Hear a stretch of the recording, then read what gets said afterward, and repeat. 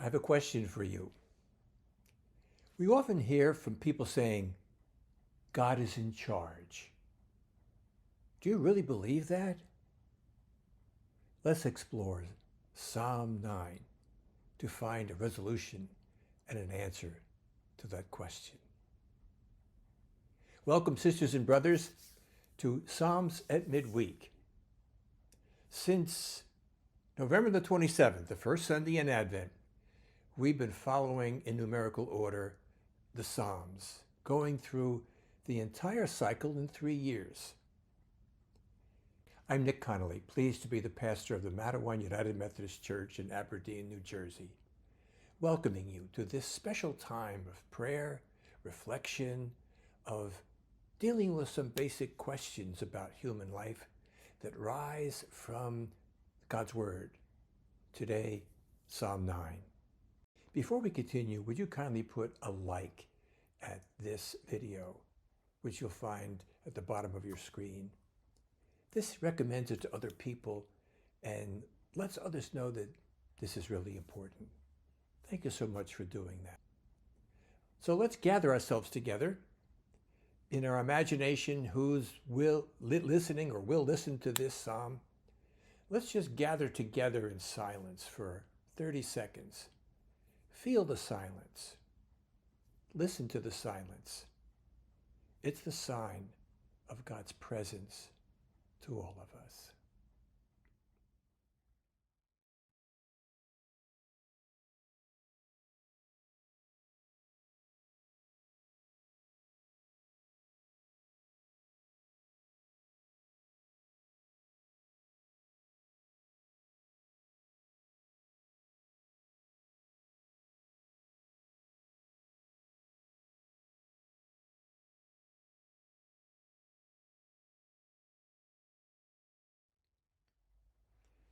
Let's have a look now at the fire starter.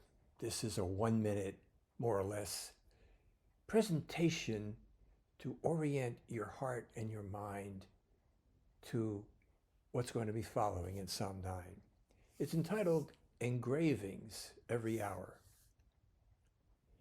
This psalm, together with next week's Psalm 10, forms an acrostic.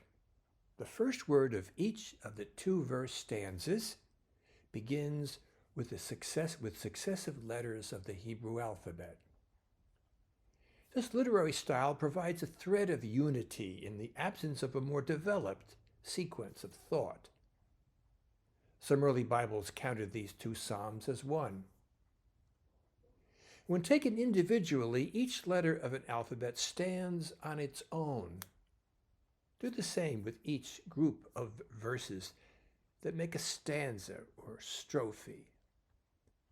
Imagine each one printed or engraved upon your soul. The Psalms are prayers of strong expression. From the deep inward experience of David and other psalmists, let each stanza make a powerful impression. You might engrave and shape every hour of your day by each one. We come now to a reading of this powerful psalm as we encounter God's Word together. It begins with, "To the leader," according to Mathlaben, a psalm of David.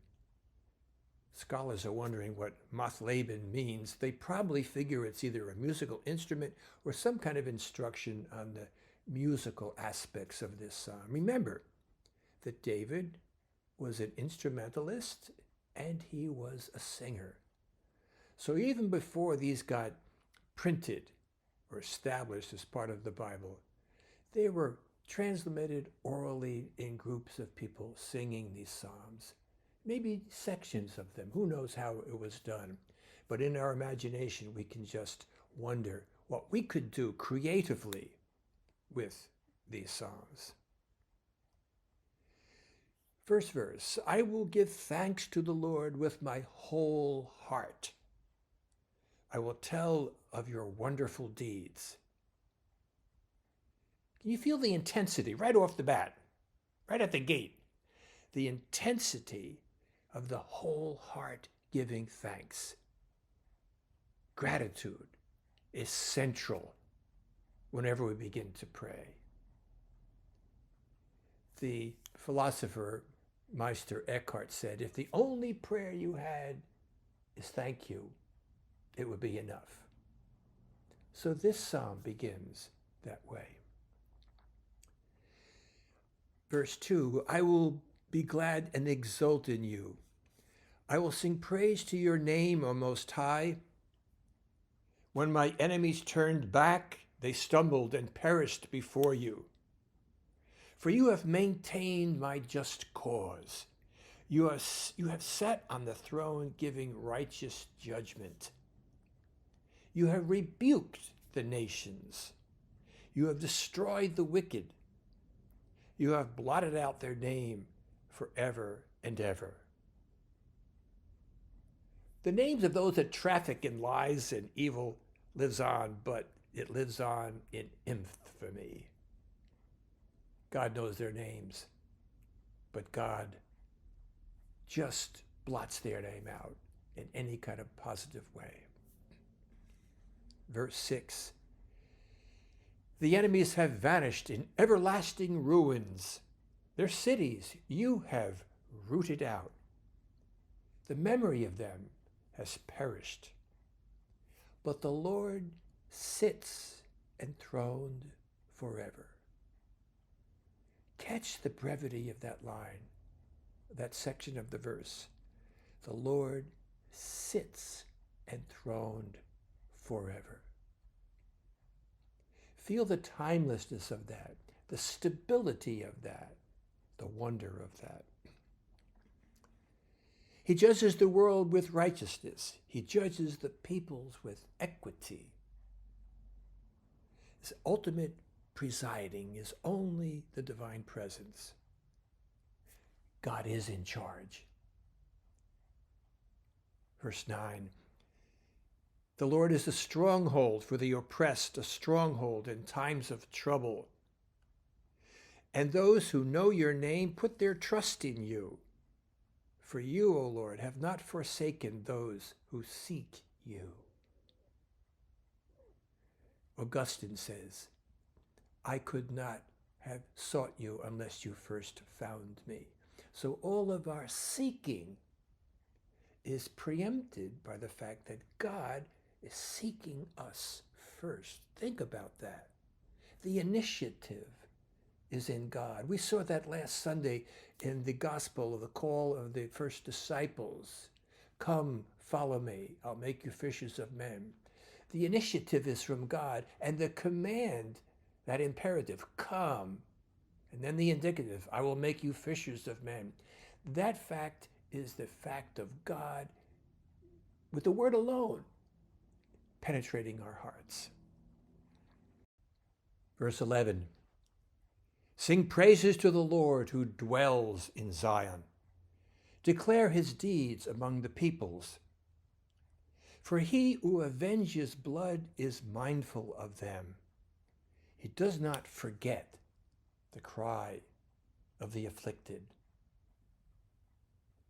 When you're feeling afflicted by whatever, strong feelings of rejection or strong experiences you had in your life, know that the Lord is remembering and is mindful. Put that first in your awareness if you can. The Lord is mindful of your affliction. Verse 13, be gracious to me, O Lord. See what I suffer from those who hate me. You are the one who lifts me up from the gates of death. There's awareness of the suffering, but it's in a fresh, new context. Whatever you're suffering, place it into the context of God's compassion and how he listens to you. Verse 14, see that I may recount all your praises, and in the gates of daughter Zion, rejoice in your deliverance. The nations have sunk in the pit that they made, in the net that they hid has their own foot been caught. I like that English translations, a lot of monosyllables. Sink in the pit that they made. In the net that they hid has their own foot been caught. All those words are monosyllables. I'm not sure whether the translated wanted to do that, but I'm just aware now as I'm reading it. Boom, boom, boom, boom. Very staccato, musically speaking. Staccato sounds. Verse 16, the Lord has made himself known. He has executed judgment. The wicked are snared in the work of their own hands. The wicked shall depart to Sheol, all the nations that forget God. For the needy shall not always be forgotten, nor the hope of the poor perish forever. Martin Luther King Jr. says, the arc of the moral universe is long, but it bends toward justice. The hope of the poor will not perish forever. Verse 19, rise up, O Lord, do not let mortals prevail. Let the nations be judged before you. Put them in fear, O Lord. Let the nations know that they are only human.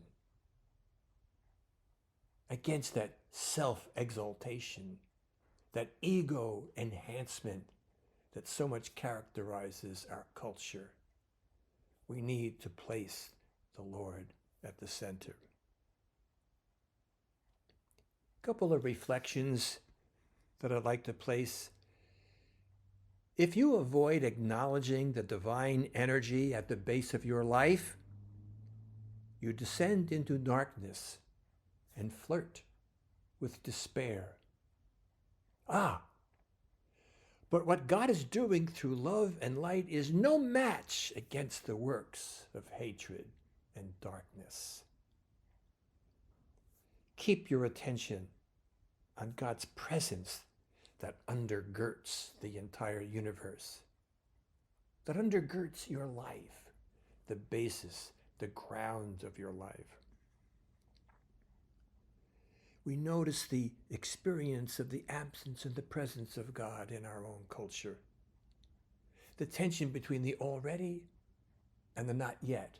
That tension is there, but does not deprive us from saying, God is in charge.